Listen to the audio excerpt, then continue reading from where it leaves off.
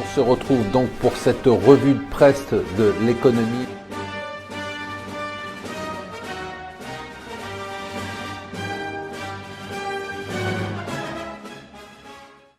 Bonjour et bienvenue sur Mon Financier pour la revue de presse de l'Écho. Nous sommes le mardi 3 novembre et pour les Échos, l'événement important du jour, c'est toujours cette visite de François Hollande à Pékin pour les Échos. Tout se jouerait là-bas. Il faut dire qu'il vaut mieux pour François Hollande s'occuper du COP21 que de parler des élections parce qu'elles s'annoncent désastreuses. Le COP21, je pense qu'on va en avoir ras-le-bol. On va en parler pendant un mois, puis ensuite on va avoir 11 jours à Paris qui vont pas être faciles, tout ça pour des promesses qui ne vont pas être tenues. Ce qui n'est pas normal, et donc ça fait la une du Wall Street Journal, c'est que quand les États-Unis balancent des amendes à tout va de plusieurs dizaines de milliards de dollars, nous on paye.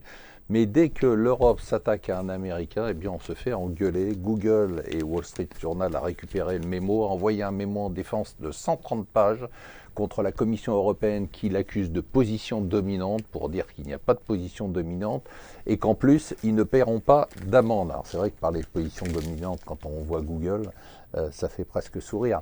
C'est pas fini pour Volkswagen, on pensait que c'était terminé, mais maintenant c'est le haut de gamme qui est visé. Figurez-vous que même dans les Porsche diesel, on aurait trafiqué les compteurs. Alors il faut dire que pour acheter une Porsche diesel, franchement, c'est un peu une aberration.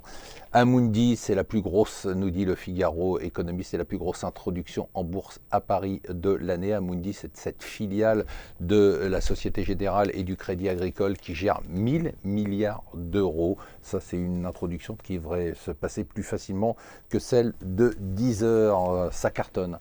C'est Ryanair qui a gagné un record pour le premier semestre de l'année. 1 milliard d'euros de bénéfices. Alors il est très marrant le patron, toujours un peu fou.